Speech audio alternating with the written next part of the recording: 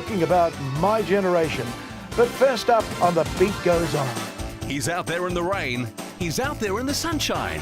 He's out there looking to find the best in movies and music.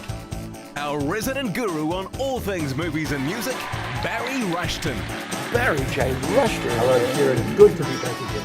Mate. Good. Do you realise, Barry, that Monday night, tonight, it's the 4th of September, And this is going to be your first bit of thinking about my Christmas present. you mean I've got another 3.5 months to do it? Yeah. It's gone around quick, hasn't it? Now, I'm a man with everything, so it's going to be very difficult. Now, politics is interesting. Yep. We won't talk it because it's not the political show. Are you but voting it's for, good. Barry? Jared, you can never ask anybody that. Yes, That's- you can. No, I've just done it. I've just done it. Well, I've you just can, but asked you you. never expect someone, like probably all the polls that come, when someone says, who are you voting for, they'll say something which may be so completely different what they do on election day. We Now, Barry- all know that. The Cannabis Party, that's your party, isn't it? Jared, that is not true. Do not let that ever say that sort of stuff.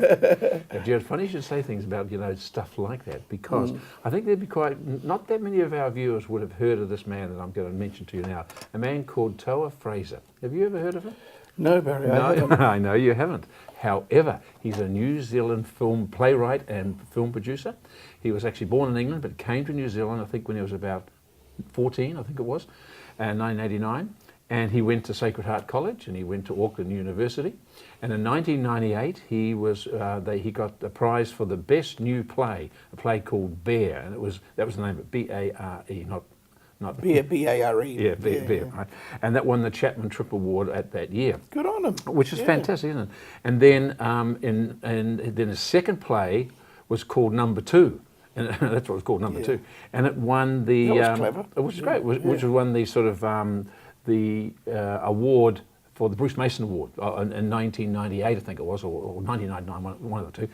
And then that play went on to have a long run in Sydney Opera House. It was turned into a film. All right, which is remarkable. That's how he got his start. He has now directed a movie which is just about to be released called 6 Days. Now, Six Days is it's a British New Zealand production, and it's about the 6 days in 1980 when the Iranian hostages were taken in the Irani embassy in Britain. Remember that? 6 terrorists came in and took over. And they kept all the people in the building at the time. They held. You and I should remember that. 1980. I don't remember it all, but what I do remember was, of course, at the Iranian embassy in Iran, the hostages, the American hostages, been taken. Yeah, well, and remember, Jimmy Carter sent in that aborted mission. Yeah, well, this is. I know, I remember that, but I can't This remember is the before. one in the This was British embassy. 1980, the British embassy, right? And it was taken over. True story. This, as you know. And what happened then, of course, is that the siege went over 6 days. That's why it's called 6 days. Yeah. But what happened is that you had then a clash of a couple of things. You had the police trying to negotiate a peaceful settlement. And then you also had the crack SAS troops who had been training for something like this for a long time, wanting to go in there and do their stuff, so to speak, And so you've had these sort of conflicts happening, So before I go on further about it, have a watch of this. My name is Detective Chief Inspector Max Vernon. We will kill a hostage if our demands are not met. You can't give them what they want, I'll tell you that much. It's down to the negotiators to break the deadlock, or your men will have to storm the embassy. Pressure everywhere. Do not let them make you. Do authorities face terrorism with negotiation or force? The army's next door. It's the SAS. If someone's shot, they go in. We better make sure no one is. We know there are some hostages on the 2nd floor. You tell your government, one more day, we begin shooting them. Very exciting, Barry. Very exciting. Well, it's exciting, but even better, and I'll tell you why. As I said before, you have the police in their bobby way of trying, let's see if we can talk our way out of this. Yeah. And then you also had other things. You had Margaret Thatcher. She was really early in her time, and she wanted to make a powerful statement on terrorism and how she was going to act. So she's gung-ho for it to get going as well. And then added to that too, you had the press. The press were there, and it was basically the first time that the press was sort of quite close to the action and were reporting for 24 hours. Today it's a common thing, but it was the beginning of how that press 24/7 news. Exactly, 24/7 news. It was the beginning of being right there and cameras going all the time and talking to the mic with the stuff in the background, you know. And so consequently, so that's sort of why I like Toa Fraser, who put this together. He hasn't put this together basically as a bang bang shoot 'em up kind of movie. It's more of an reporting the actual events and what actually happened at the time, a true chronological aspect of what went on at that time. Why did he choose this subject? Who knows that? I have no idea at all. But it's the way that it was done. So if you go to see it, you go to see it more on a educational value more than an entertainment value. I mean, it is entertaining, as you saw in the clip. You enjoyed it? I indeed so. I give it about a 6.5 or 7 out of 10. I do. But I like the way he handled it. It was so easy to do one of these hostage type dramas and everybody gets killed in the end and blah blah blah.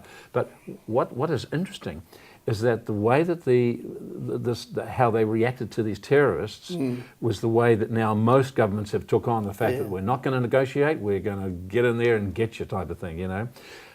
A lot of the pundits who might look at that might say, well, it's a biased approach because they never ever gave the terrorists any airtime, so to speak, of what caused them to actually be so frustrated that they had to go in and take the siege anyway. This is the PC group now who'd be saying, well, you haven't given them enough time. So there may be that slight criticism, but you don't worry about that. It started? No, it hasn't started, but it starts soon. Starts soon. I can't give you the exact date, but I know it's relatively All soon. right. Called 6 Days. Yeah. But we like to support New Zealand stuff, and I say stuff, people from New Zealand on the show. Barry, do you ever fall asleep at any of these movie reviews? 'Cause sometimes. You have a glass of wine, that's not a good thing, is it? It's always a very good thing, but you mean, does it make you fall asleep? Yeah. You look, that's true, I do sometimes, and I take Karen to the movies quite often, and sometimes I'll. And she wakes glance you up. Well, that happens, but she can fall asleep too. You know? And you always feel like you've done that, you know, and then you look around and see everybody's had a look, you know.